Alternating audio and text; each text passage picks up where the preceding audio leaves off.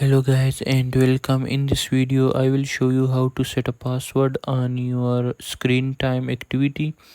It can be useful, so without wasting any time, let's get started. The first thing we need to do is simply go to the settings app.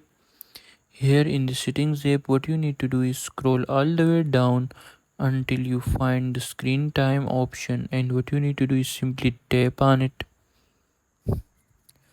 Here what you need to do is scroll all the way down, and here you can see the log screen time settings. Simply tap on it. Here you can set a screen time passcode. It can be different from your current passcode which you use to unlock the iPhone. It's up to you.